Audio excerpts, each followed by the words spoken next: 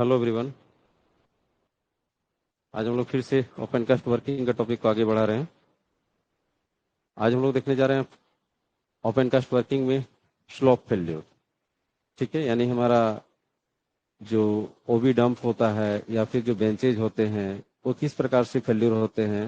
ठीक है, किस कारण से फेल करते हैं या स्लाइड करते हैं। ठीक है, वो रीजन जानेंगे और यदि फेल करते हैं तो कितने तरीके से फेल कर सकते हैं ये जानकारी लेंगे। ठीक है, तो अपना क्वेश्चन को नोट कीजिएगा। स्लोप फेल्योर कितने टाइप्स के होते हैं?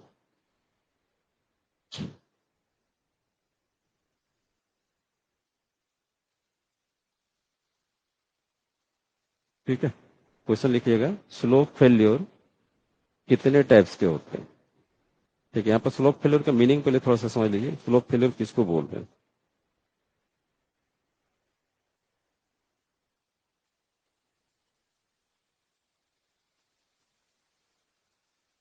जैसे जब हम लोग ओवी डंप बनाते हैं, ठीक है, तो ये सिंगल स्टेज ओवी डंप हो गया, ये इसका स्लोप हो गया, ये इसका स्लोप हो गया, तो ये स्लाइड करेगा तो फेल करेगा ही। ये स्लोप फेल्योर हो गया। ठीक है, यदि हम मल्टी स्टेज भी बनाते हैं इस तरह करके, मल्टी स्टेज भी बनाते हैं, तो उस कंडीशन में भी एक ओवरऑल स्लोप होता है। टॉप मोस्ट बेंच का क्रेस्ट और बॉटम मोस्ट बेंच का टो से जो इमेजिनरी लाइन मिल रहा है, ये जो स्लोप बन रहा है, ये भी स्लोप कब फेल करेगा? जब स्लाइड कर जाएगा। यानी स्लोप फेलियर मतलब स्लाइड होना। ठीक है, यानी इस ये जो एंगल बना हुआ है ये फेल कर जाना। ठीक है, ये जो स्लोप बना हुआ है ये फेल कर जाना ही स्लोप फेलियर कहलाता है। चाहे वो ओविडम का बेंचेज हो, ठीक है, या फिर ना नॉर्मल जो हमारा वर्किंग बेंचेज हो। ठीक है, ये जैसे कि आपका बेंचेज हो गया। ठीक है, तो ये भी प्रत्येक बेंच का अपना अपना स्लोप होता है। ये स्लोप हो गया, ये स्लोप हुआ, ये स्लोप हुआ, उसके फिर ओवरऑल स्लोप, यानी एक तरह से पीट स्लोप भी एक हुआ। ये जो हो गया पीट स्लोप हो गया। ये सब स्लोप जब फेल करता है यानी स्लाइड करता है, उसी को हम लोग बोलते हैं स्लोप फेलियर। चाहे वो ओविडम का स्लोप फेलियर हो, चाहे वो बेंचेज का स्लोप फेलियर। ठीक है, ये हो गया स्लोप फेलियर। चलिए अब बात करते हैं स्लोप फेलियर कितने टाइप के होते हैं। ठीक है, क्वेश्चन नोट कीजिएगा। स्लोप फेलियर कितने टाइप्स के होते हैं? तो आंसर लिखिएगा। स्लोप फेल्योर या बेंच फेल्योर वेरियस टाइप्स के होते हैं। ठीक है, स्लोप फेलियर को हम बेंच फेलियर भी बोल रहे हैं, क्योंकि अभी देखे थे बेंच का भी फेलियर हो रहा है। ठीक है, तो स्लोप फेलियर बोलिए या बेंच फेलियर बोलिए, एक ही चीज हुआ। स्लोप फेलियर या बेंच फेलियर वेरियस टाइप्स के होते हैं। इसमें पहला टाइप आप लिखिएगा। पहला टाइप है प्लानर फेल्योर या फिर प्लेन फेल्योर। ठीक है, प्लानर फेल्योर या फिर बोलते हैं उसको प्लेन फेल्योर। ये क्या होता है, ये किस प्रकार से होता है? तो इसके बारे में 2 पॉइंट लिखिएगा कि इसमें पूरा बेंच एक साथ फेल हो जाता है। ठीक है, पूरा बेंच एक साथ फेल होता है।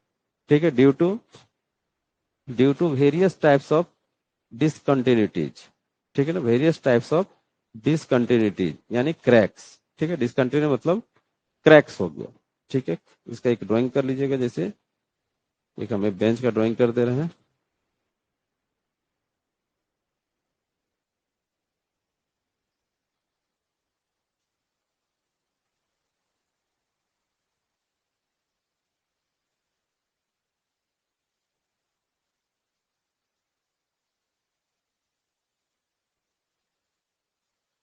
ये जैसे ये बेंच हो गया। ठीक है, ये यदि बेंच है और इसमें काफी डिसकंटिन्यूटीज है, बहुत सारे क्रैक्स हैं। ठीक है, डिसकंटिन्यूटी काफी क्रैक्स हैं। और यदि एकाएक फेल करता है, पूरा पूरा बेंच यदि एक साथ फेल कर जाता है, ठीक है, एक साथ फेल कर जाता है, ये पूरा बेंच एक साथ ढह जाता है, एक साथ गिरता है, एक साथ स्लाइड करता है। इस टाइप का फेल्योर को हम लोग slope failure, sorry, planar failure या फिर प्लेन फेल्योर बोलते हैं। ठीक है ना, जब बेंच काफी बहुत ज्यादा क्रैक या बहुत सारा डिसकंटिन्यूटीज के कारण यदि वो एकाएक फेल करता है, एकाएक गिरता है, पलटी मारता है, तो उस फेल्योर को बोलते हैं प्लेनर फेल्योर या प्लेन फेल्योर। ठीक है, यही होगा। इसी को बोलेंगे, ऐसा ही फेल को बोलेंगे प्लानर फेल्योर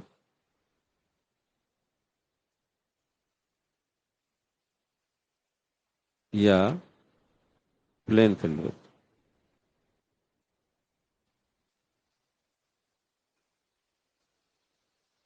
ये इसको लिख दीजिएगा डिसकंटिन्यूटीज।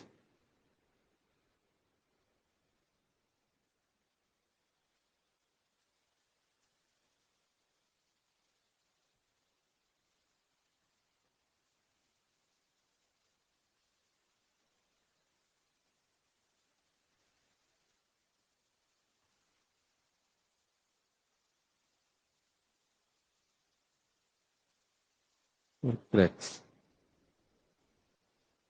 वैसे याद रखिएगा कहीं भी, चाहे ओविडम स्लाइड करे या फिर बेंच स्लाइड करता है, उसका जो इनिशियल इंडिकेशन मिलता है ना कि मेरा बेंच या जो ओविडम पे स्लाइड करने वाला है, उसका इनिशियल इंडिकेशन क्रैक्स होता है, स्मॉल क्रैक्स। ठीक है, छोटे छोटे क्रैक्स दिखाई देने लगे और क्रैक धीरे धीरे बढ़ रहा है, इसका मतलब आपका बेंच फेल होने वाला है। क्लियर हो गया। स्लोप फेल्योर का पहला टाइप देखें, प्लेनर फेल्योर या प्लेन फेल्योर। इसका क्या प्रॉपर्टी है, तो ये पूरा बेंच एक साथ फेल करता है, पूरा बेंच एक साथ फेल करता है, ये इसका प्रॉपर्टी हो गया। ठीक है, और ये किस कारण से, तो वेरियस टाइप्स के डिसकंटिन्यूटी के कारण से, यानी वेरियस टाइप के क्रैक के कारण से ऐसा फेलियर होता है। तो ड्राइंग के साथ रखिएगा, जब भी आंसर लिखिएगा ड्राइंग के साथ।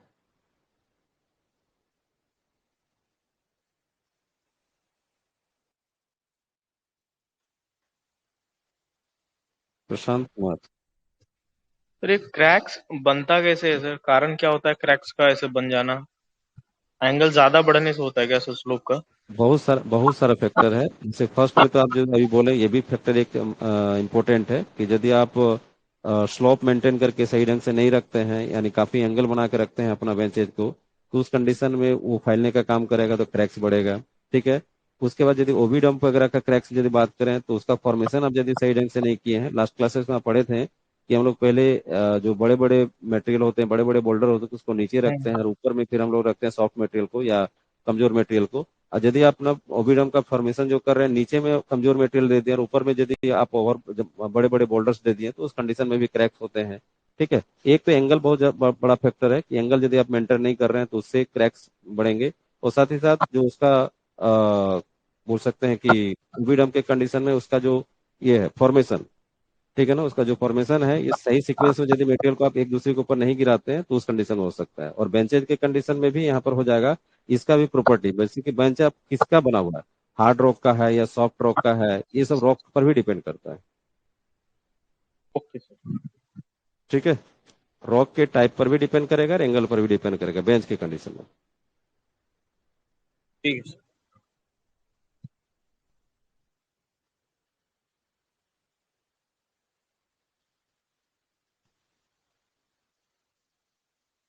पहला हो गया क्लियर। सेकेंड देखिएगा।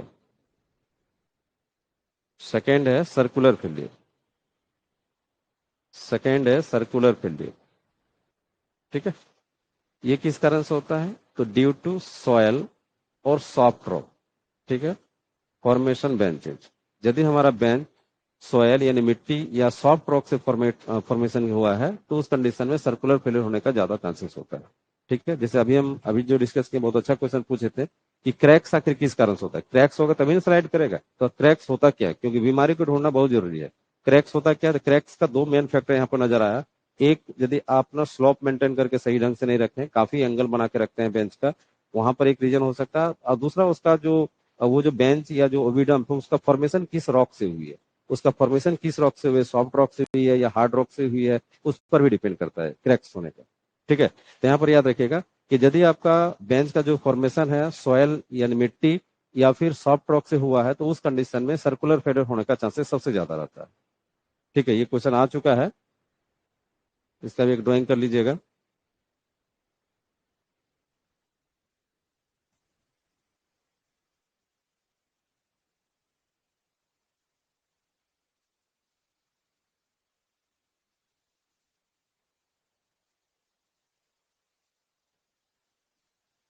ये जैसे देखिए एक बेंच हो गया, ये बेंच हो गया। यदि ये बेंच सॉफ्ट रॉक या सॉयल वगैरह मिट्टी वगैरह से बना हुआ है, तो उस केस में जो हमारा ये जो बेंच फेल करता है वो इस प्रकार से,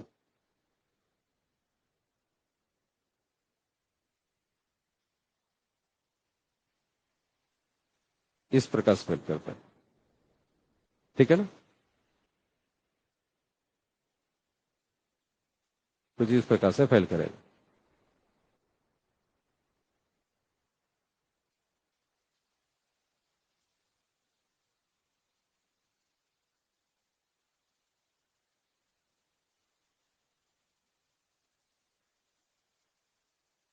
ऐसे फेल करता है, इसी को इस फेलियर को बोलते हैं सर्कुलर फेलियर।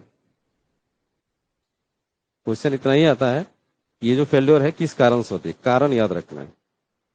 ये हो गया सर्कुलर फेल्योर, ठीक है। ये हो गया फेल्योर का नाम, हो गया सर्कुलर फेल्योर, या फेल्योर का टाइप टाइप हो गया सर्कुलर फेल्योर। रीजन यहाँ पर है, रीजन यहाँ पर है किस कारण से, तो यदि ये बेंच सॉयल या सॉफ्ट रॉक से बना हो तो ऐसा फेल्योर होने का चांस रहेगा, ठीक है। इसलिए याद रखिएगा, क्योंकि हमारा जो ओवी डंप है, ठीक है ना, ओवरबर्डन वाला जो डंप है, उसमें भी यही फेलियर होने का सबसे ज्यादा चांस है, क्योंकि वो भी ना सॉफ्ट रॉक, यानी जो बोल सकते हैं कि ओवरबर्डन जो ब्लास्टेड मटेरियल होता है, ब्लास्टेड मटेरियल से लोग उस बेंच को बनाते हैं, यानी ओवी डंप को बनाते हैं, तो वहां पर भी ये लूज कंडीशन में रहता है, इसीलिए वहां पर भी सर्कुलर फेलियर होने का ही चांस रहेगा। याद रखिएगा ओवी डंप में, ठीक है, ओवी डंप चूंकि हमारा ब्लास्टेड मटेरियल से बनता है, इसीलिए वहां भी फिर जो फेलियर होगा ना, तो वहां पर भी सर्कुलर फेलियर होने का चांसेस ज्यादा रहता है।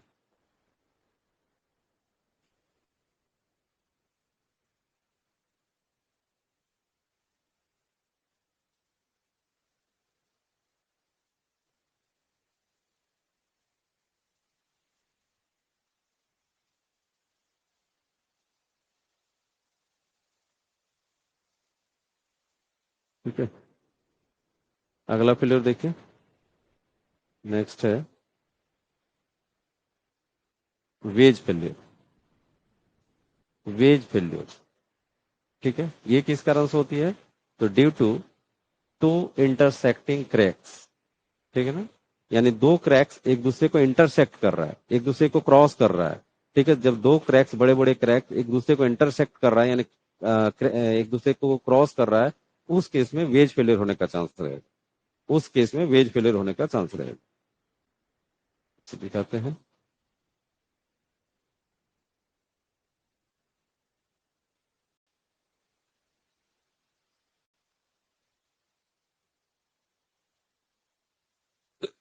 ये देखिए ये बेंच हो गया, ठीक है।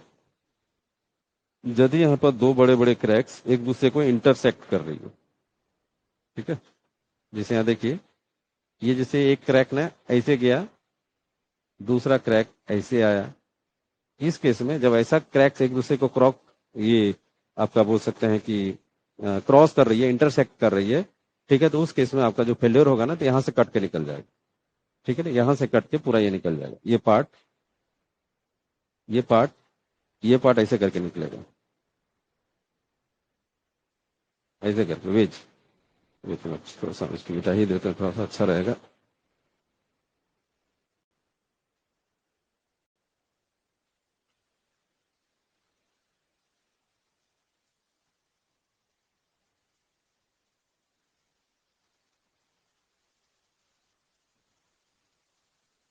ये क्रैक ऐसे गया और ये क्रैक्स ऐसे आया, ठीक है। दो क्रैक्स क्या किया, एक दूसरे को इंटरसेक्ट किया, ठीक है। एक क्रैक ऐसे है, एक क्रैक ऐसे है, तो दोनों एक दूसरे को कट कर रहा है, ठीक है ना, क्रॉस कर रहे हैं, इंटरसेक्ट कर रहा है, तो उस कंडीशन में ये जो पार्ट है, ये जो पार्ट है, ये आपका स्लाइड करेगा, ये आपका फेल्योर हो जाएगा। तो इस टाइप का जो फेल्योर होता है, इसी को बोलते हैं वेज फेल्योर। क्यों वेज फेल्योर बोल रहे हैं, तो वेज मतलब होता है कोनिया, और ये वेज जैसा बन रहा है, ठीक है, ये जो फेल्योर हो रहा है वेज यानी कोनिया जैसा दिख रहा है, इसीलिए इसको वेज फेल्योर कहा जाता है। यहां से यहां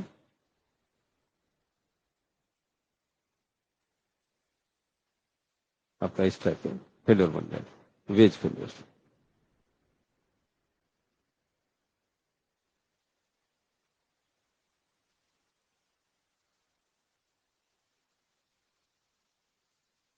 ठीक है, क्रैक्स,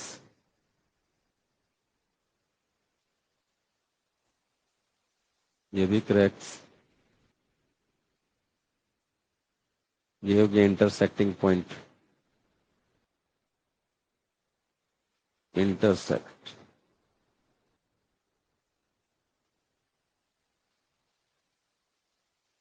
ठीक है, इस प्रकार से जब कोई दो बड़ा क्रैक्स किसी बेंच में एक दूसरे को इंटरसेक्ट करता है तो उस कंडीशन में वेज फेलियर होता है। क्योंकि वेज मतलब कोनिया होता है, और ये वेज यानी कोनिया जैसा दिख रहा है, इसीलिए इसका नाम पड़ा वेज फेलियर। रीजन दो क्रैक्स एक दूसरे को इंटरसेक्ट कर लेते हैं। सबसे मेन है कि फेल्योर का जो टाइप्स ऑफ फेल्योर है उसका नाम याद रखिए, और वो किस कारण से होती है, वो कारण, रीजन, ये दो चीज याद रखिएगा तो आपका ऑब्जेक्टिव सॉल्व होगा।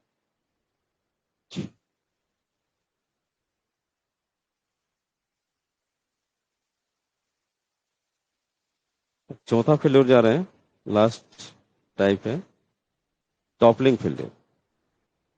चौथा है टॉपलिंग फेल्योर।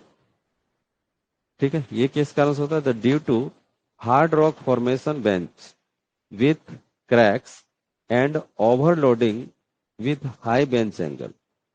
ठीक है, देखिए यहाँ पर दोनों चीज आ रहा है।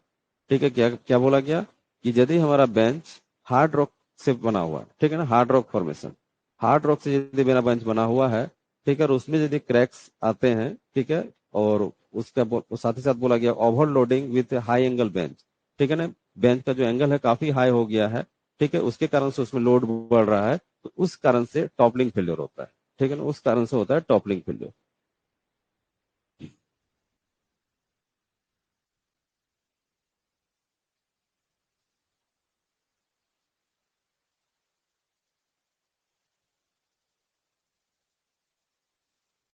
देख, ये बेंच हो गया। ठीक है, ये यदि हार्ड रॉक से बना हुआ है, ये यदि हार्ड रॉक से ये बेंच बना हुआ है, हार्ड रॉक, ठीक है, और एंगल काफी ज्यादा है, हाई एंगल, ठीक है, बेंच का एंगल काफी ज्यादा है, हाई एंगल है, ठीक है, तो उस कंडीशन में इसमें प्रेशर आएगा, क्रैक्स जनरेट होगा, और टॉपलिंग फेल्योर होगा। टॉपलिंग फेल्योर मतलब ऊपर से गिर तो आप माना गिरने का काम होगा, ऊपर से गिरने का काम होगा, पार्ट बाय पार्ट, इस तरह करके इतना गिर गया, फिर इतना गिर गया, फिर इतना गिर गया, इस तरह करके टॉपलिंग फेल्योर। ठीक है, टॉपलिंग मतलब ऊपर से गिरना। ठीक है, इस तरह करके टॉपलिंग फेल्योर। रीजन क्या? हाई एंगल और हार्ड रॉक।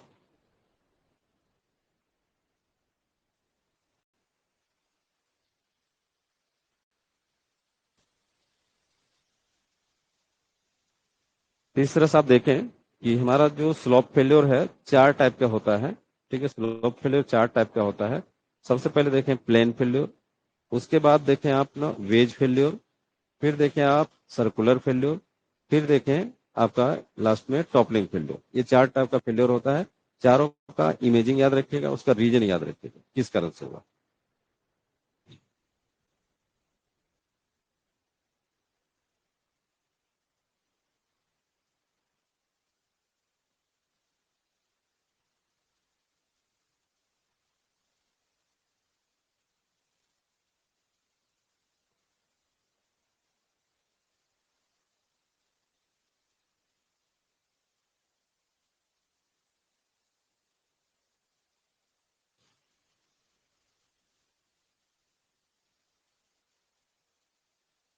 ठीक है,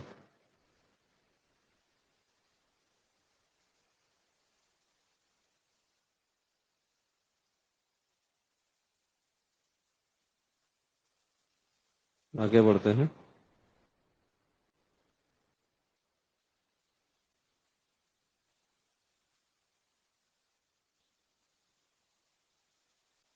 यहाँ पर एक नोट करके लिखिएगा,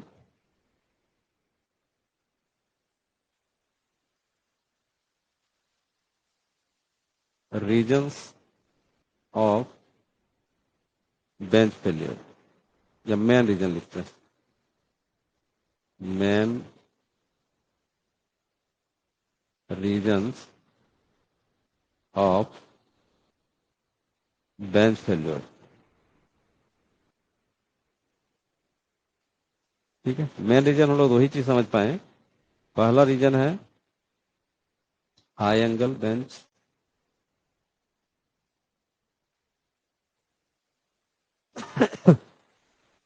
हाई एंगल स्लोप, और दूसरा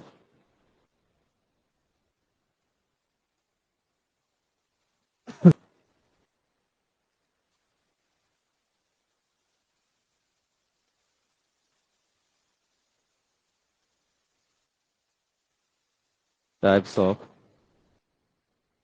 मटेरियल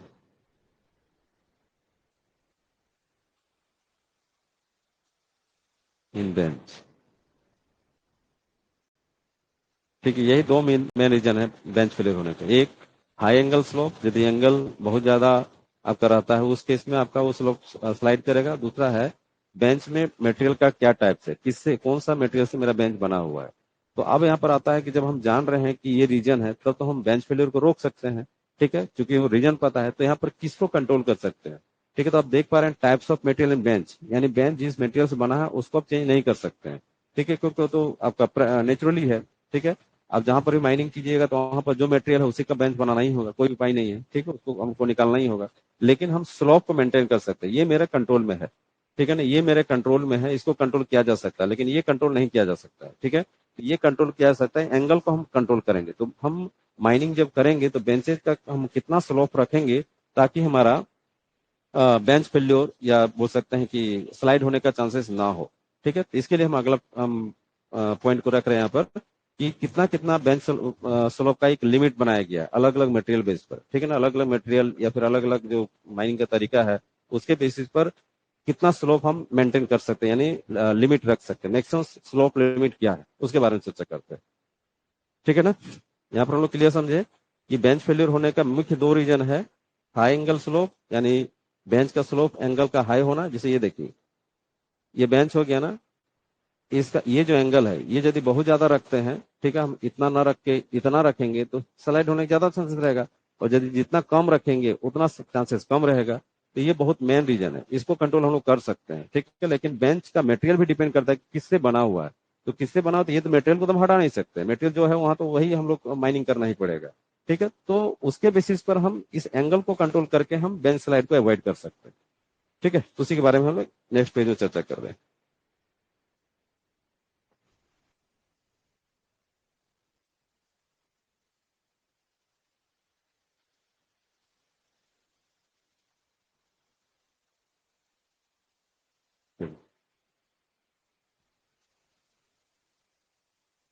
यहाँ पर आ रहा है ओपन कास्ट वर्किंग में वेरियस टाइप्स के रॉक के अनुसार पीट स्लोप एंगल, पीट स्लोप एंगल लिमिटेशन क्या क्या हो, लिमिटेशन ये बात है।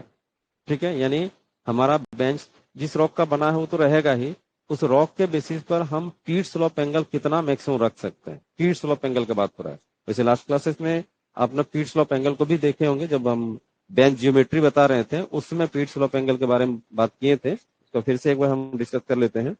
ठीक है, जैसे पीट स्लोप एंगल किसको बोला जा रहा है कि जैसे ये देखिए, ये बेंचेज हो गया, एक से अधिक बेंच यदि आपका माइंस में है तो उस केस में क्या होगा, उस केस में है कि टॉप मोस्ट बेंच का जो क्रेस्ट है और बॉटम मोस्ट बेंच का जो टो है, ठीक है, इससे जो एक इमेजिनरी लाइन तैयार हो रही है, ये जो इमेजिनरी लाइन है ये हॉरिजॉन्टल के साथ जो एंगल बनाती है, ये जो एंगल है इसी एंगल को पीट स्लोप एंगल कहा जाता है, या फिर एवरेज स्लोप एंगल, या फिर अल्टीमेट पीट स्लोप एंगल, कई कई नाम इसका है।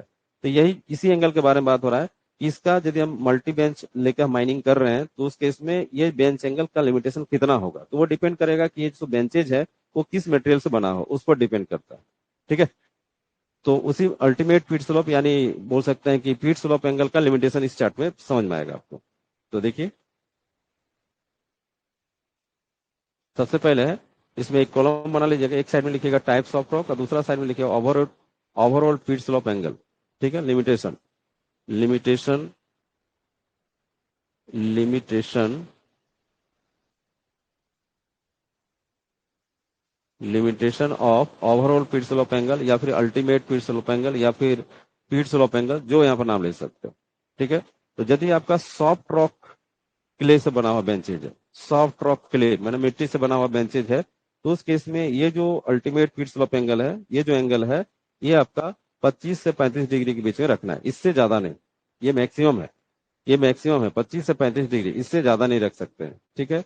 यदि आपका हार्ड हार्ड हार्ड सेल है, सेल जो कार जिसमें वैसा पत्थर जिसमें कार्बन की मात्रा होती है, ठीक है, सेल ब्लैक वाला जो पत्थर होता है, hard shale, sandstone, sandstone, dolomite, limestone, ये सब रॉक से बना हुआ यदि हमारा बेंच है, तो उस केस में हम अल्टीमेट पीट स्लोप एंगल यानी ये जो एवरेज पीट स्लोप एंगल 40 से 50 डिग्री रख सकते हैं, इससे ज्यादा नहीं। ठीक है। सब में लिख सकते हैं not exceeding, not more than. ठीक है।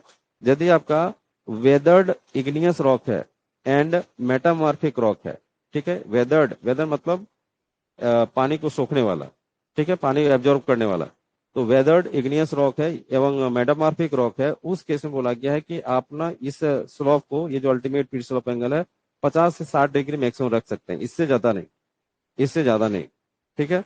और फिर अगला बोला गया है कि very hard metamorphic and igneous rock, ठीक है, मतलब बहुत ही मजबूत रॉक है, सबसे मजबूत रॉक यदि आपका है, तो उस केस में और थोड़ा सा एंगल बढ़ा सकते हैं, यानी 60 से 70 degree maximum, not more than. ठीक है, मतलब बहुत ही हार्ड रॉक है, उस केस में 60 से 70 डिग्री आप यहाँ पर इस एंगल को रखा जा सकता है।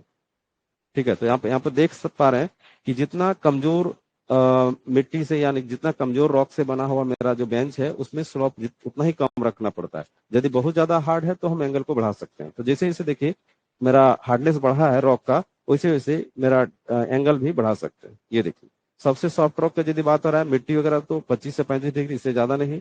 ठीक है। हार्ड सेल या सैंडस्टोन, डोलोमाइट, लाइमस्टोन, ये सब रॉक से बना हुआ बेंच है, तो 40 से 50 डिग्री, इससे ज्यादा नहीं। ठीक है। वेदर्ड इग्नियस रॉक है एंड मेटामॉर्फिक रॉक है, तो 50 से 60 डिग्री से ज्यादा नहीं। और यदि बहुत ही हार्ड रॉक है, मेटामॉर्फिक हार्ड रॉक, ठीक है, एंड इग्नियस रॉक, तो उस केस में 60 से 70 डिग्री। कौन सा एंगल? ये अल्टीमेट पिट स्लोप है। ठीक है। इस चार्ट को नोट कर लीजिए।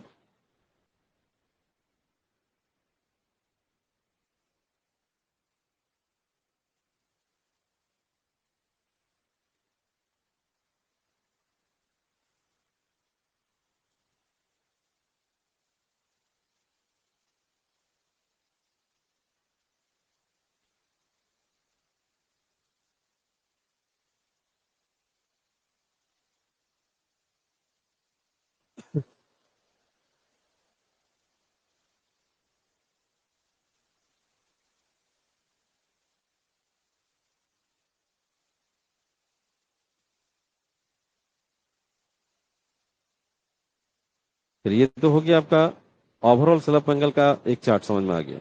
लेकिन यदि हम पार्टिकुलर किसी बेंच का यदि बात करें, कोई एक सिंगल बेंच का बात करें, ठीक है, तो इसका स्लोप कितना रख सकते हैं, कोई भी एक सिंगल बेंच का स्लोप कितना रख सकते हैं। ठीक है। तो उसका एक सर्कुलर में दिया हुआ था, उसी को यहाँ पर लिखा दिए हैं। ठीक है। कि मैकेनाइज्ड ओपन कास्ट वर्किंग में बेंच स्लॉप कितनी होनी चाहिए, बेंच स्लॉप कितनी होनी चाहिए, तो 70 से 85 डिग्री, 70 से 50, इससे ये मैक्सिमम हो गया, इससे अधिक नहीं। ये बेंच स्लॉप, एक बेंच का कोई स्लॉप यहाँ पर बात कर रहे हैं। ठीक है। ये हो गया बेंच स्लॉप, ये हॉरिजॉन्टल के साथ जो एंगल बन रहा है ना, यही हो गया bench slope.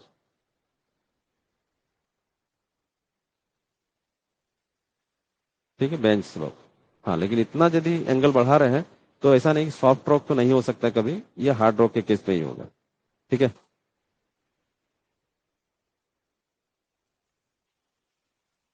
Very hard rock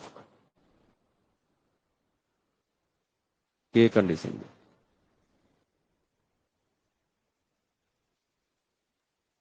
ठीक है, सॉइल वगैरह तो नहीं हो सकता, सॉइल वगैरह में इतना आप खड़ा नहीं कर सकते हैं।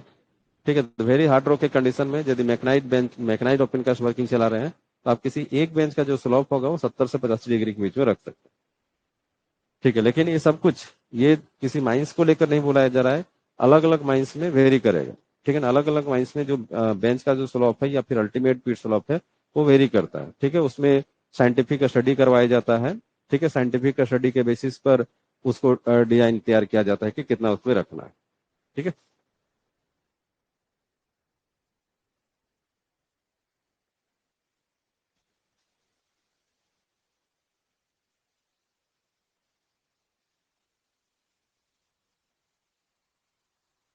चलो, इस प्रकार से जो बेंचेज का जो स्लोप वाला जो प्रोविजन था, स्लोप फेलियर वाला जो प्रोविजन था, वो यहाँ पर कंप्लीट हुआ। अब हम लोग आगे नेक्स्ट टर्म में चलते हैं। अगला एक टर्म है सेलेक्टिव माइनिंग। सेलेक्टिव माइनिंग क्या होता है? ठीक है, वैसे हम लोग एडवांटेज में इस वर्ड को सीखे थे, जब हम लोग ओपन कास्ट वर्किंग का एडवांटेज सीख रहे थे, तो उसमें एक ये वर्ड था। ठीक है, तो उसी को अलग से यहाँ पर डिफिनेशन लिखा दे रहे हैं कि सिलेक्टिव माइनिंग क्या होता है। तो आंसर लिखेगा कि ओपन कास्ट माइंस में किसी कोल सीम के बीच, ठीक है, किसी कोल सीम के बीच जब कोई डर्ट बैंड डर्ट बैंड या रॉक आ जाता है, तो सरफेस माइनर के द्वारा उस कोल एंड डर्ट बैंड को अलग से कट करके निकाला जा सकता है। इसी माइनिंग को या इसी माइनिंग मेथड को सिलेक्टिव माइनिंग कहा जाता है। ठीक है, फिर से समझिएगा। ओपन कास्ट माइंस में किसी कोल सीम के बीच जब कोई डर्ट बैंड या रॉक आ जाता है, तो सरफेस माइनर एक मशीन का नाम है। ठीक है, ये एक कटिंग मशीन है और लोडिंग मशीन है। ठीक है, तो सरफेस माइनर के द्वारा उस कोल एंड डर्ट बैंड को अलग से कट करके निकाल लिया जा सकता है या निकाला जा सकता है। इसी माइनिंग मेथड को सिलेक्टिव माइनिंग कहते हैं, जिसे यहाँ पर दिखा रहे हैं। जैसे देखिए,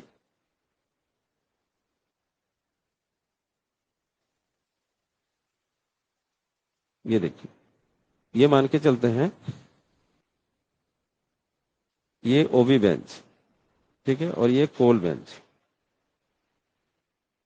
ये कोल बेंच है ना।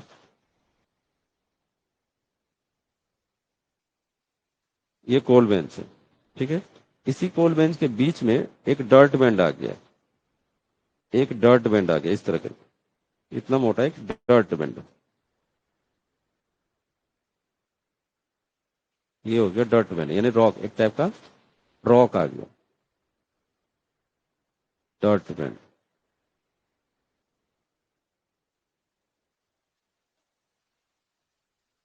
और रॉक, या सेल बैंड बोल सकते हैं, डर्ट बैंड सेल बैंड।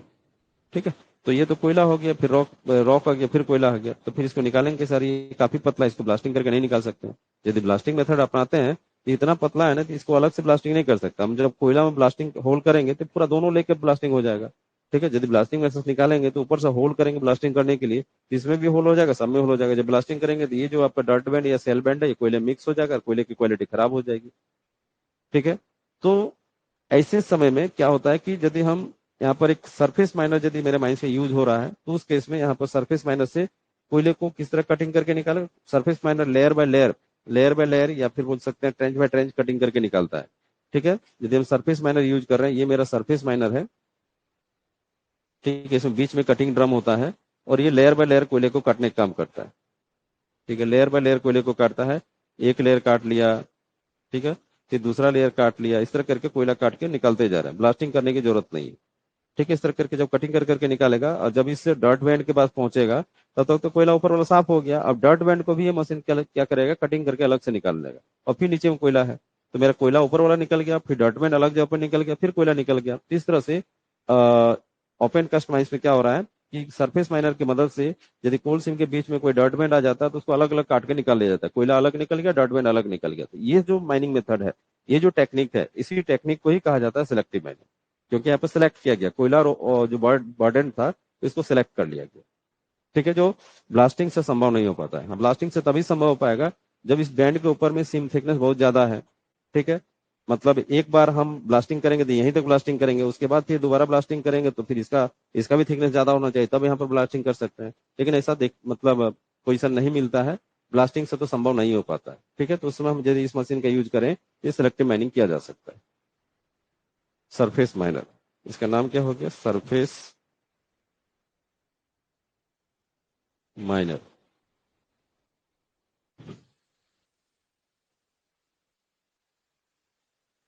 ठीक है, समझ में आया? कोई डाउट है तो पूछिएगा।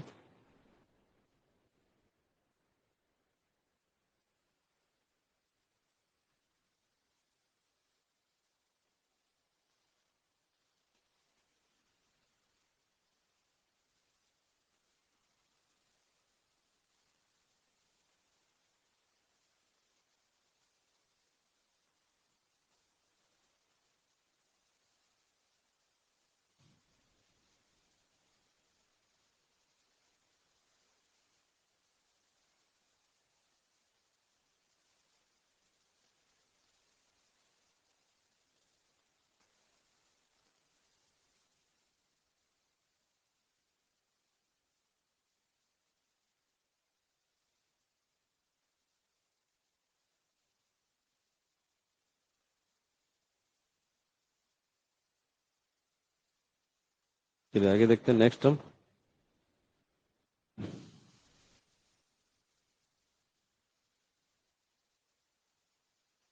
नेक्स्ट क्वेश्चन लिखिएगा। एचईएमएम को यानी हैवी अर्थ मूविंग मशीनरी को किस टाइप का व्हीकल किस टाइप का व्हीकल कहा जाता है?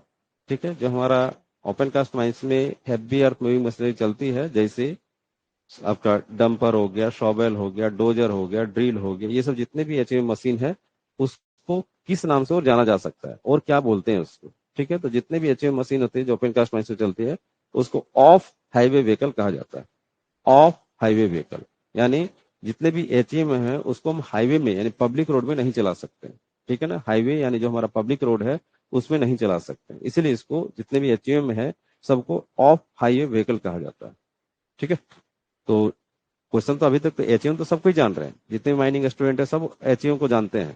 क्वेश्चन यदि आता है क्वेश्चन यदि ऐसा आता है कि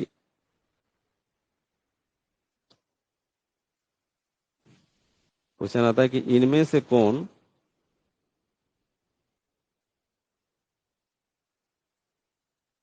एचईएमएम है, ऐसा क्वेश्चन आता है। ऑप्शन रहेगा Sobel, dumper,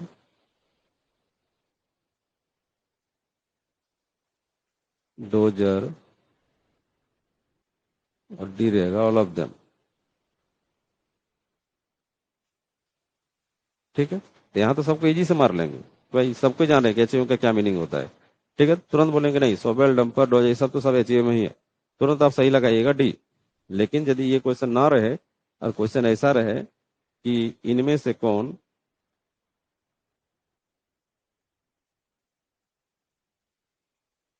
of highway vehicle है, ऐसा क्वेश्चन आता है इनमें से कौन ऑफ हाईवे व्हीकल है, और ऑप्शन आएगा सोबेल, सेम ऑप्शन रहेगा, या फिर थोड़ा सा चेंज भी कर ले रहे हैं यहाँ पर, shovel, dumper,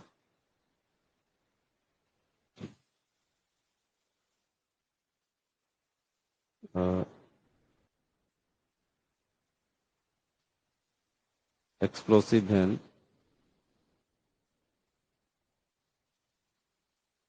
both and B, और ई रहेगा ऑल ऑफ देम। ऐसा रहता है, तो क्या जवाब दीजिएगा?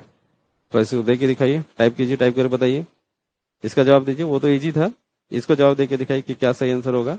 इनमें से कौन ऑफ हाईवे व्हीकल है? Shovel, dumper, explosive van, both and B, all of them. जवाब दीजिए।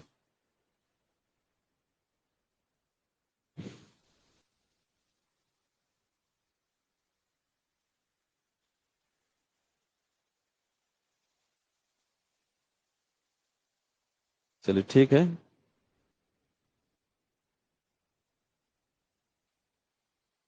तो सब एक दो बच्चा गलत कर रहा है, एक दो बच्चा सही जवाब दिया है। ठीक है, तो यहाँ पर अभी तो हम लोग देखे ना कि एचईएमएम को ही तो ऑफ हाईवे व्हीकल कहा जाता है, यानी HEMM equal to off highway vehicle, यानी दोनों एक सेम वर्ड है। ऑफ हाईवे व्हीकल बोलिए या एचईएम बोलिए, सेम वर्ड है। तो जब हम यहाँ पर बात किए कि ओपन कास्ट माइन से जितने भी मशीनें चलती है जो पब्लिक रोड में नहीं चल सकती है, हाईवे में नहीं चल सकती, वही हो गया ऑफ हाईवे व्हीकल। ठीक है, तो यहाँ पर देख पा रहे हैं शॉबेल डंपर तो समझ आ रहा है कि एचएम है। ठीक है, लेकिन ये जो एक्सप्लोसिव वैन है इसको तो हाईवे में चलना पड़ता ही है। मैगजीन हाउस से जब माइंस में बारूद लाएगा तो हाईवे के थ्रू ही तो आएगा, या फिर कोई पब्लिक रोड के थ्रू ही आएगा। इसीलिए ये मेरा ऑफ हाईवे व्हीकल नहीं है, ये पब्लिक रोड में भी चलती है और माइंस में भी चलती है। लेकिन ये शॉबेल जो डंपर है, ठीक है, ये तो सिर्फ ओपन कास्ट माइंस चलती है जो एचएम की श्रेणी में आता है। ठीक है, तो यहाँ पर सही आंसर हो जाएगा कि इनमें से कौन ऑफ हाईवे व्हीकल है, तो ये बोथ एंड बी, आपका डी सही होगा, बोथ एंड बी। ठीक है, एक्सक्लूसिव वैन हमारा पब्लिक रोड में भी चलती है।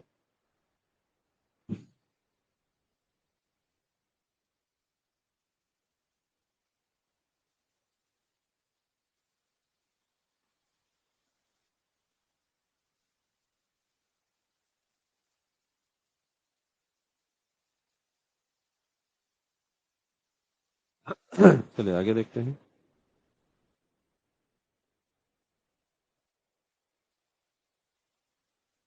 नेक्स्ट क्वेश्चन है, टेंडम इन ड्रैगलाइन क्या होता है? ठीक है, टेंडम इन ड्रैगलाइन क्या होता है? तो पहले समझिएगा टेंडम का क्या मतलब होता है। टेंडम, टेंडम का सामान्य मीनिंग है पेयर या वन पेयर।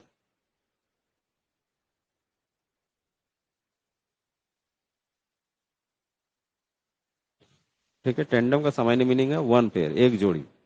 ठीक है, जो जोड़ी में जो काम करेगा, ठीक है, पेयर में जो काम करता है उसी वर्ड को टेंडम कहा जाता है। तो यहाँ पर बोला गया टेंडम इन ड्रैगलाइन क्या है, यानी यहाँ पर भी क्लियर हो रहा है कि ड्रैगलाइन जोड़ी में काम कर रहा है, एक से अधिक ड्रैगलाइन, कम से कम दो ड्रैगलाइन है।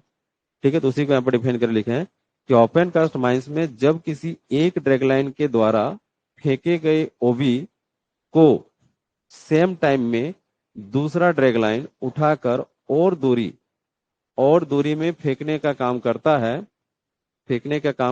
तो इसी दो ड्रैगलाइन के सेट को टेंडम इन ड्रैगलाइन कहा जाता है। टेंडम इन ड्रैगलाइन कहा जाता है। इसका एक ड्राइंग से समझिएगा।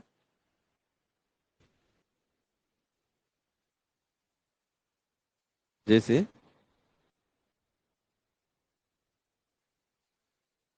ये यहाँ पर एक ड्रैगलाइन है,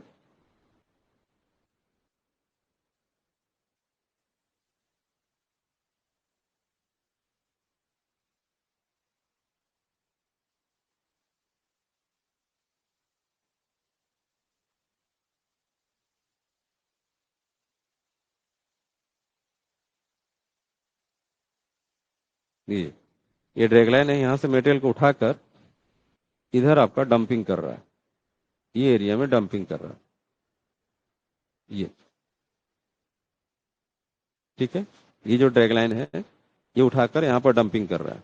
ठीक है, मटेरियल को फेंकने का काम कर रहा है। सेम टाइम में ये इस मटेरियल को यहाँ नहीं रखना है, इसका बूम का लंबाई इतना है कि यहाँ तक फेंका जा सकता है, लेकिन इस मटेरियल को यहाँ नहीं रखना, हमको और दूर फेंकना है। तो उस कंडीशन में क्या करेंगे कि हम और एक यहाँ पर ड्रैगलाइन लगाएंगे, यहाँ पर और एक ड्रैगलाइन लगा देंगे,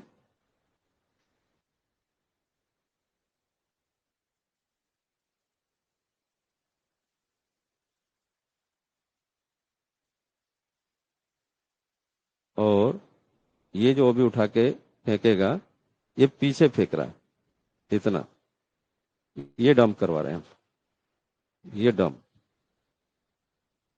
ठीक है, और ये हो गया ड्रैग लाइन। ठीक है, ये हो गया ड्रैग लाइन, ये हो गया डंप। देखिए क्या क्लियर हो गया, क्या सेंटेंस वही लिखे है ना। ओपन कास्ट माइंस में जब किसी एक ड्रैगलाइन के द्वारा फेंके गए ओबी को सेम टाइम में दूसरा ड्रैगलाइन उठाकर और दूरी फेंकने का काम करता है, तो इसी दो सेट वाले ड्रैगलाइन, इसी दो ड्रैगलाइन वाले सेट को टेंडम इन ड्रैगलाइन कहा जाता है। देखिए यहाँ पर ये ड्रैगलाइन क्या कर रहा है, यहाँ से मटेरियल को उठाकर पीछे फेंक रहा है, ये जो और एक ड्रैगलाइन लगा कर रखा है, जो ये मटेरियल जो फेंका गया मटेरियल है उसको यहाँ पर फेंक कर दूसरा जब फेंक फिर पीछे फेंकने का काम कर रहा है।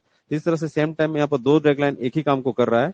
ठीक है, दो ड्रैगलाइन एक ही काम को कर रहा है, तो ऐसे ही ड्रैगलाइन के सेट को कहा जाता है टेंडम इन ड्रैगलाइन। ठीक है, टेंडम इन ड्रैगलाइन, ये वर्ड याद रखिएगा, टेंडम, ये वर्ड को आपको याद रखना है। हाँ, ये वर्ड ड्रैगलाइन के साथ भी यूज होता है, और भी कई जगहों पर टेंडम वर्ड यूज होता है। जैसे यदि आप डंपर का बात करें तो डंपर में देखिएगा पीछे साइड में ना बैक साइड में उसका टोटल 6 टायर्स होते हैं, 6 व्हील होते हैं। आगे साइड में 2 व्हील होते हैं और पीछे साइड में 4 व्हील होते हैं। चार दो दो का सेट होता है। ठीक है, एक साइड में दो, दूसरे साइड में दो, दो दो का सेट होता है। तो दो टायर जब एक साथ वर्क करता है, दो टायर यानी दो व्हील जब एक साथ वर्क करता है तो उसको भी टेंडम इन टायर कहा जाता है। ठीक है, उसको टेंडम इन टायर कहा जाता है। तो जहां भी टेंडम इन टायर यूज होगा तो बीच में बोल्डर्स फंस सकते हैं उसमें, इसीलिए उसमें एक रॉक इजेक्टर लगा के रखा जाता है ताकि उस टेंडम इन टायर के बीच में कोई बोल्डर या कोई रॉक ना फंसे।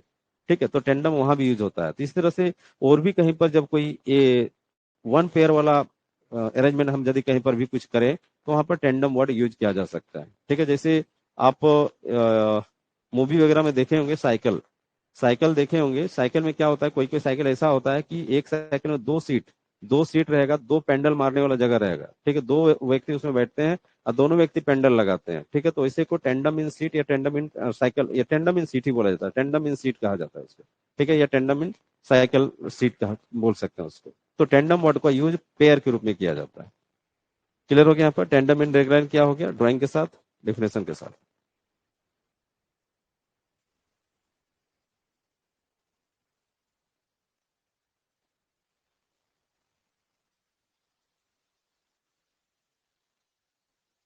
ठीक है, आगे बढ़ते हैं। नेक्स्ट क्वेश्चन लिखिएगा, ड्रैगलाइन बेंच में की कट एंड बॉक्स कट क्या होता है। ठीक है, ड्रैगलाइन बेंच में की कट एंड बॉक्स कट क्या होता है। क्वेश्चन क्या है यार, ड्रैगलाइन बेंच में की कट एंड बॉक्स कट क्या होता है। ठीक है, की कट एंड बॉक्स कट याद रखिएगा। और एक चीज कि ये एक जगह पर बॉक्स कट ना एक अलग से क्वेश्चन पूछा जाता है, बॉक्स कट किससे रिलेट है। ठीक है, बॉक्स कट किससे रिलेट है, तो बॉक्स कट जब हम लोग कोई नया ओपन कास्ट माइंस चालू करते हैं ना, ठीक है, कोई भी ओपन कास्ट माइंस जब स्टार्टिंग करते हैं तो स्टार्टिंग में जो गड्ढा खोदा जाता है उस गड्ढे को, उस कट को कहा जाता है बॉक्स कट। ठीक है ना, यानी ओपन कास्ट माइंस जब भी चालू करेंगे तो वहां पर स्टार्टिंग जो इनिशियल कट होता है वो बॉक्स कट कहलाता है। लेकिन उस बॉक्स का बारे में यहाँ पर बात नहीं कर रहे हैं। ठीक है, उस बॉक्स कट के बारे में बात नहीं करें, ये स्पेशली ड्रैगलाइन बेंच के बारे में बात कर रहे हैं। ड्रैगलाइन बेंच में ये बॉक्स कट और की कट क्या होता है इसका चर्चा यहाँ पर कर रहे हैं। ठीक है, तो क्वेश्चन लिखिएगा, ड्रैगलाइन बेंच में की कट एंड बॉक्स कट क्या है। तो सबसे पहले देखते हैं ड्रैगलाइन बेंच का की कट क्या होता है, की कट किसको बोलते हैं। ठीक है, तो इसका आंसर लिखिएगा कि जब ड्रैगलाइन मशीन ओल्ड हाईवॉल की तरफ से ओल्ड हाईवॉल की तरफ से ओबी हटाते हुए न्यू हाईवॉल की ओर आता है। ठीक है ना, ओल्ड हाईवॉल की तरफ से ओबी हटाते हुए न्यू हाईवॉल की ओर आता है, तो तो ओल्ड हाईवॉल के एज में ओल्ड हाईवॉल के एज में मशीन के द्वारा जो पहला कट किया जाता है उसे ही ड्रैगलाइन बेंच का की कट कहा जाता है, उसे ही ड्रैगलाइन बेंच का की कट कहा जाता है, ये बोला गया। ठीक है, इसको ड्राइंग से और क्लियर हो जाएगा, ड्राइंग से समझिए।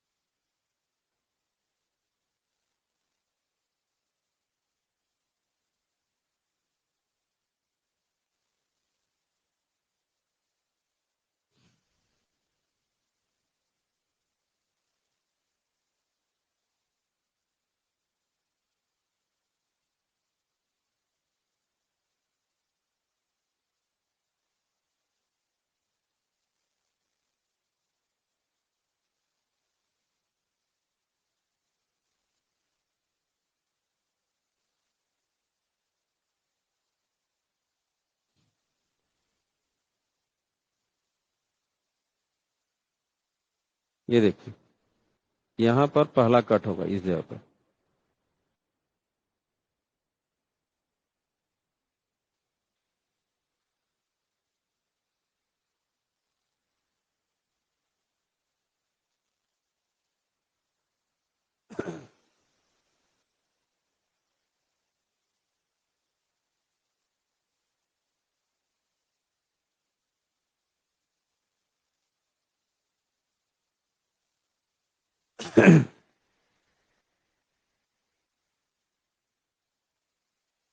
ये हो गया ओल्ड हाईवॉल,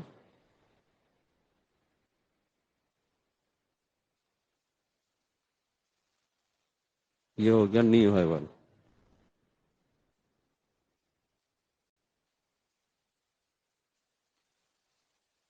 अभी आप देखिए, जब कोई ड्रैग लाइन दो तरीके से लाते हैं, या तो इधर से कटिंग करते हुए इधर आएगा या फिर इधर से कटिंग करते हुए इधर जाएगा।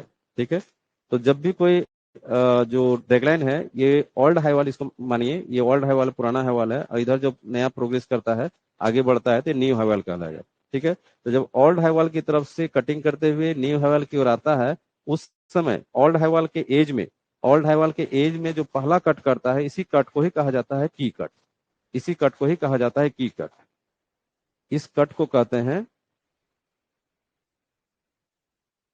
की कट। ठीक है, की मतलब चाबी हो गया, और स्टार्टिंग यहाँ पर खुलने वाला बात हो रहा है, खोल रहा है एक तरफ से बेंच का मटेरियल को खोल रहा है, तो ये हो गया की कट। हाँ, याद रखिएगा, कि जो जो ड्रैगलाइन मशीन होता है ना, वो ब्लास्टेड मटेरियल को उठाने का काम करता है। याद रखिए, कटिंग नहीं कर सकता, ब्लास्टेड मटेरियल को उठाने का काम करता है। क्योंकि ब्लास्टेड मटेरियल को भी कट करके निकालता है, इसलिए यहाँ पर कट यूज हुआ। ठीक है, तो ब्लास्टेड पहले इस बेंच पे, पूरा बेंच में ब्लास्टिंग किया जाता है। ब्लास्टिंग करने के बाद डोजर वगैरह से उसको कॉम्पैक्ट किया जाता है, और उसके बाद फिर इस ड्रैगलाइन मशीन को यहाँ पर सेटअप किया जाता है। ठीक है, तो यहाँ दो तरीका होगा। एक बार ये तो ड्रैगलाइन बेंच इधर से उठाते हुए उधर जा सकता है, या फिर उधर से उठाते हुए इधर आ सकता है। तो जब आपका ओल्ड हाईवॉल से उठाते हुए न्यू हाईवॉल कर जाएगा, और ओल्ड हाईवॉल के एज में जो पहला कट करेगा, उसी कट को कहा जाता है की कट। और एक दूसरा अभी वर्ड देखेंगे, बॉक्स कट। बॉक्स कट आपका इधर बनेगा, इधर बनेगा। जब वो न्यू हाईवॉल से ओल्ड हाईवॉल की ओर कट करते हुए आता है, तो न्यू हाईवॉल के एज में जो यहाँ पर पहला कट होता है, इनिशियल कट होता है, उसी को कहते हैं हम लोग बॉक्स कट। ठीक है, तो अगला डिफिनेशन वही आएगा। यहाँ पर की कट का डिफिनेशन लिख लीजिए कि डेडलाइन बेंच का की कट क्या होता है। जब डेडलाइन मशीन ओल्ड हैवाल की तरफ से ओबी हटाते हुए नी हवाल की ओर आता है, तो ओल्ड हैवाल के एज में यानी किनारा में मशीन के द्वारा जो पहला कट किया जाता है, उसे डेडलाइन बेंच का की कट कहते हैं। ठीक है, की कट। ड्राइंग कर लीजिएगा, ड्राइंग से ही सब समझ में आएगा। ये हो गया dragline, dragline machine.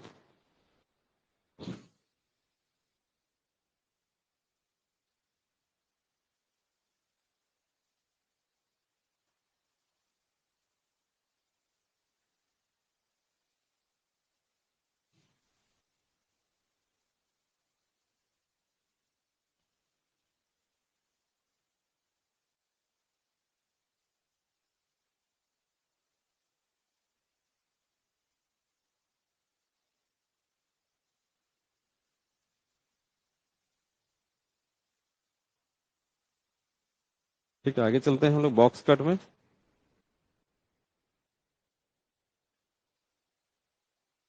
Next heading दीजिएगा, ड्रैगलाइन बेंच का बॉक्स कट। बॉक्स कट क्या होता है, तो इसका आंसर लिखिएगा कि जब ड्रैगलाइन मशीन न्यू हाईवाल की ओर से ओबी हटाते हुए ओल्ड हाईवाल की ओर आता है, और उस समय न्यू हाईवाल के बैंक, बैंक मतलब बॉटम वाला जो किनारा होता है, बैंक में जो पहला कट किया जाता है, उसे ही ड्रैगलाइन बेंच का बॉक्स कट कहा जाता है। ठीक है, इसको ड्राइंग से सीखिए।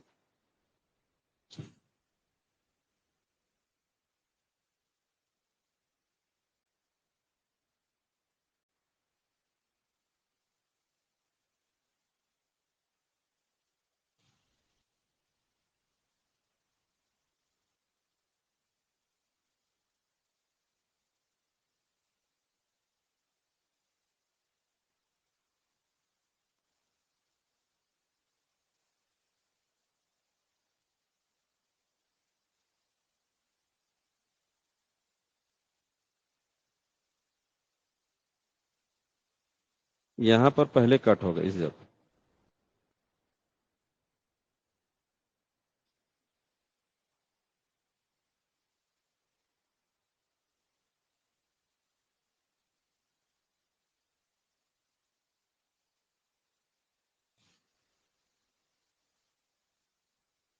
ये वाला हो गया ओल्ड हाईवाल,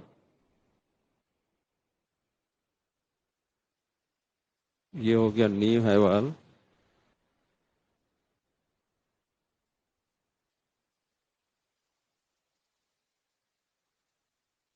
ये हो गया ड्रैग लाइन। ठीक है, और ये हो गया बॉक्स कट।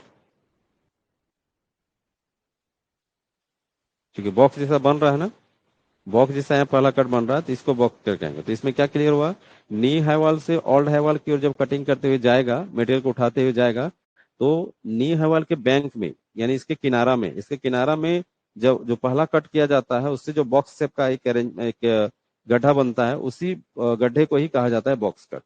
तो बॉक्स कट इधर बनेगा, की कट इधर बनेगा। ये दोनों ही वर्ड, बॉक्स कट और जो की कट है, दोनों ही ड्रैगलाइन बेंच से रिलेट है। ठीक है, दोनों ही ड्रैगलाइन बेंच से रिलेटेड है। लेकिन फिर भी हम बोल रहे हैं कि एक वर्ड बॉक्स कट जो है, वो ओपन कास्ट माइंस जब शुरू करते हैं, स्टार्टिंग करते हैं, तो सरफेस में जो पहला गड्ढा किया जाता है, वो भी बॉक्स कट कहलाता है। तो वो अलग वर्ड है, यहाँ पर अलग वर्ड, ये ड्रैगलाइन से रिलेटेड है, और वो कोई भी मशीनरी से हो सकता है। ठीक है ना, वो जो ओपन कास्ट माइंस जब शुरू करते हैं, वहां पर कोई जो पहला गड्ढा कोई भी मशीन से जब करते हैं, वो गड्ढा बॉक्स कट कहलाता है, ओनली बॉक्स कट, वहां पर की कट वर्ड नहीं है। ठीक है।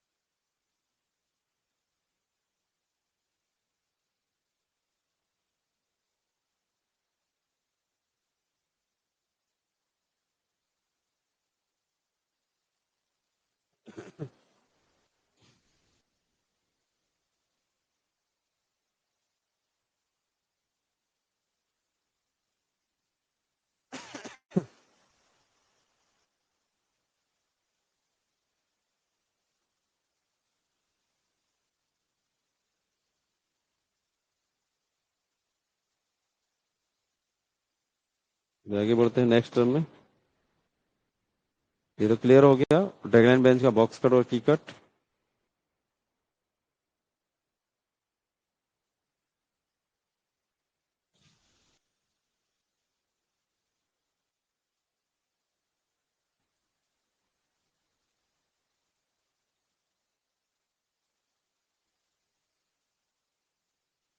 एक ड्रैगलाइन से रिलेटेड और एक वर्ड है, उसको क्लियर कर लीजिए। बैलेंसिंग डायग्राम क्या होता है? बैलेंसिंग डायग्राम यहाँ से क्वेश्चन एक बार आया था सेकंड क्लास फर्स्ट क्लास में। ठीक है, बैलेंसिंग डायग्राम क्या होता है? ठीक है, यहाँ से कोई बड़ा क्वेश्चन आपसे नहीं पूछेगा, सिर्फ आपसे क्वेश्चन पूछेगा कि बैलेंसिंग डायग्राम जो वर्ड है या जो टर्म है, ये किससे रिलेट है। ठीक है, तो याद रखिएगा ड्रैगलाइन बेंच से रिलेट है या ड्रैगलाइन से रिलेट है। ठीक है, तो उसका डेफिनेशन समझिए कि होता क्या है ये। तो डेफिनेशन लिखिएगा कि ओपन कास्ट माइंस में किसी ड्रैगलाइन को चलाने या ऑपरेशन में लाने से पहले, ठीक है, किसी ड्रैगलाइन मशीन को चलाने या ऑपरेशन में लाने से पहले उस बेंच की height, width, stability, dumping position, etc को लेकर एक डायग्राम बनाया जाता है, जिसे हम बैलेंसिंग डायग्राम कहते हैं, जिसे हम बैलेंसिंग डायग्राम कहते हैं। ठीक है, क्या बात आया कि ओपन कास्ट माइंस में किसी ड्रैगलाइन को चलाने या ऑपरेशन में लाने से पहले ही उस बेंच की height, width, stability, dumping position, ये सब चीजों को लेकर एक फुल फिगर, एक डायग्राम तैयार किया जाता है, एक प्लान तैयार किया जाता है। उसी डायग्राम को ही कहा जाता है बैलेंसिंग डायग्राम। ठीक है, जैसे यहाँ पर दिखाते हैं।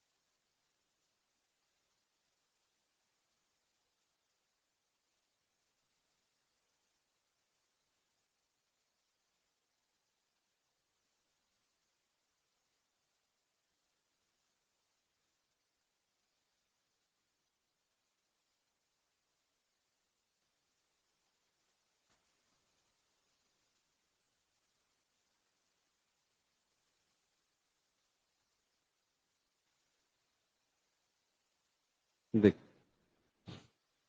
ड्रैगलाइन हम लोग कैसे चलाते हैं? ड्रैगलाइन क्या है? एक बोल सकते हैं एक साइड कास्टिंग मशीन है, ठीक है, या ओवर कास्टिंग मशीन बोल सकते हैं।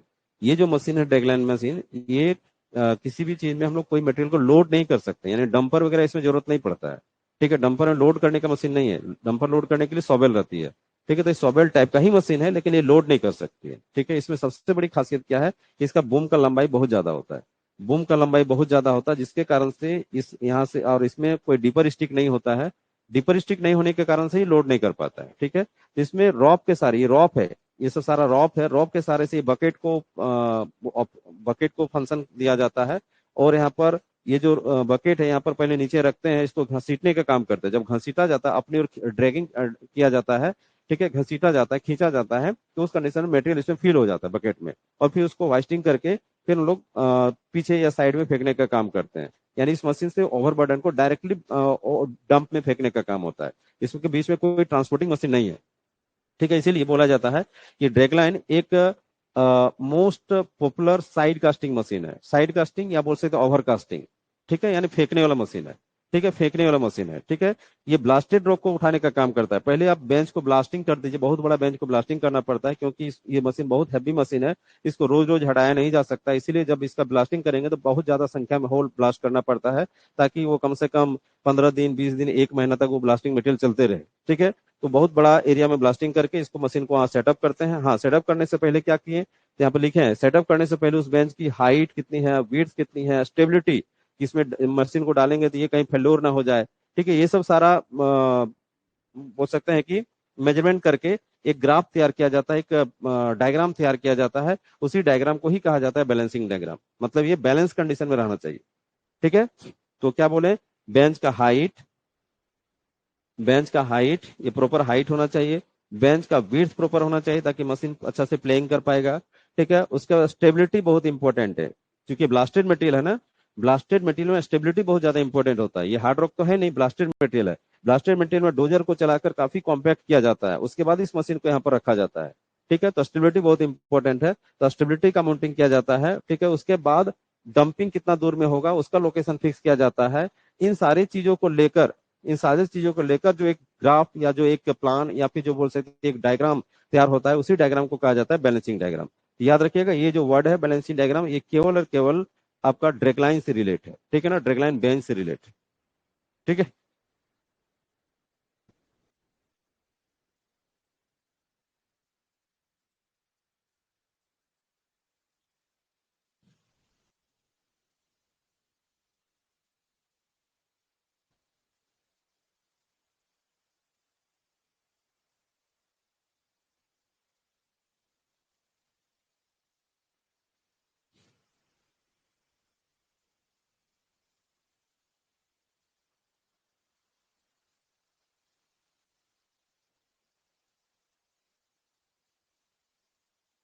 फिर अगला नेक्स्ट वर्ड देखते हैं।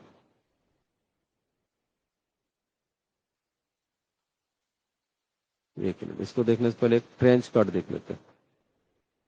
Trench cut.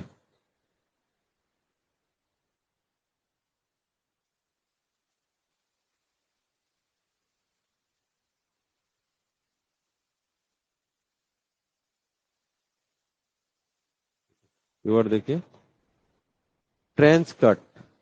ट्रेंच कट किसे कहते हैं? ठीक है, तो आंसर लिखिएगा, सरफेस पर कहीं भी खुदाई करके, यानी गड्ढा खोद के किसी प्लेस को जब दो भागों में दो भागों में बांटा जाता है, ठीक है, डिवाइड किया जाता है, तो ऐसे ही खुदाई या ऐसे ही कट को ट्रेंच कट करते हैं। ठीक है ना, जमीन जो आपका नेचुरल अर्थ है, ठीक है, वहां पर यदि हम कटिंग करके गड्ढा खोद के एक नाली जैसा शेप बना के हम उस जमीन को दो भागों में बांट दिए, दो पार्ट में बांट दिए, तो ऐसा ही गड्ढे को, ऐसा ही कट को हम लोग कहते हैं ट्रेंच कट। ठीक है, ट्रेंच कट बहुत जगहों पर अलग अलग कामों के लिए यूज होता है। ठीक है, इसका कुछ डाटा दिया गया है, सेव दिया गया, उसको देखते हैं, इसको दिखा देते हैं।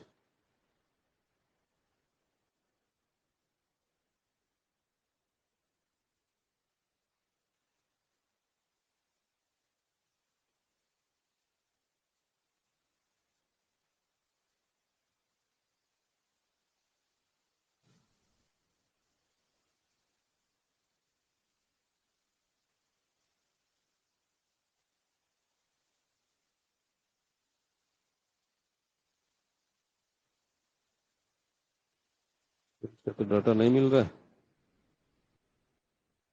हम्म।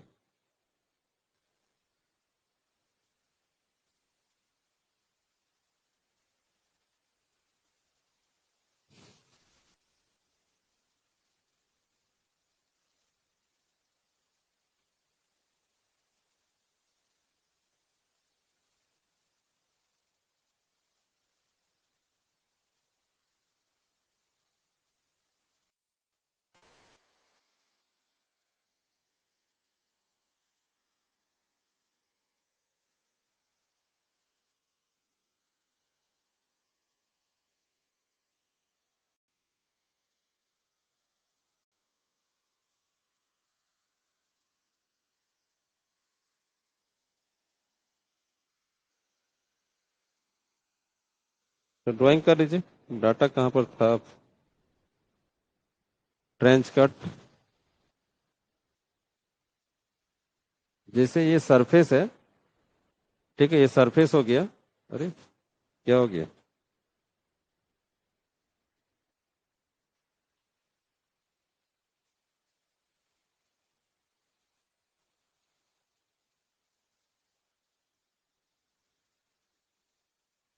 तो लाइन ट्रिप किया था लग रहा है, लाइन ट्रिप कर गया था।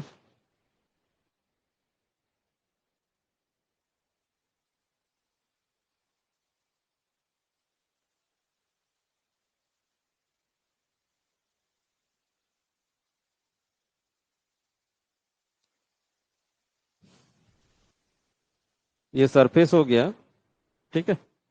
तो इसमें यदि हम यहाँ पर बीच में नाली जैसा शेप बना देते हैं, ये जैसे नाली जैसा शेप बनाते हैं, ठीक है, ये जैसे यहाँ पर गड्ढा कर दिए ना, इसी गड्ढे को ही कहा जाता है ट्रेंच कट।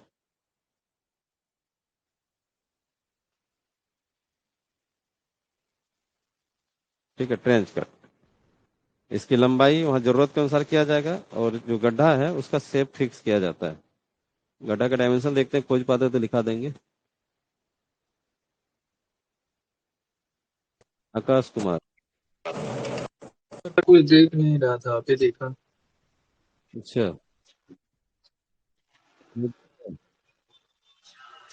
ठीक है। अभी हो गया सही सर। हो गया। जी सर। ठीक।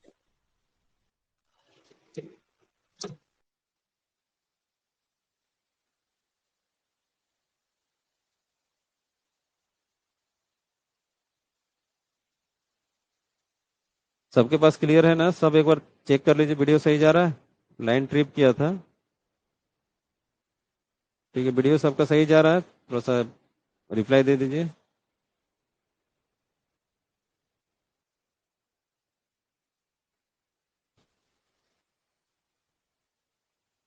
रिप्लाई दीजिए, वीडियो सही जा रहा है? नहीं जा रहा है। एक बच्चा तो बोला सही आ गया।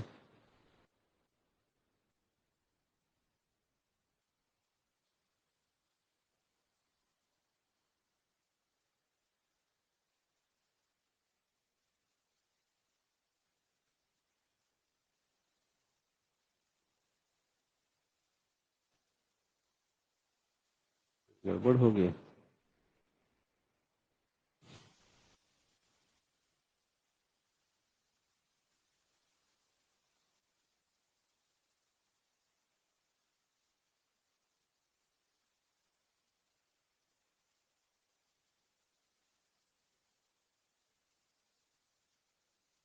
ठीक है, ठीक है, ठीक है, ठीक है।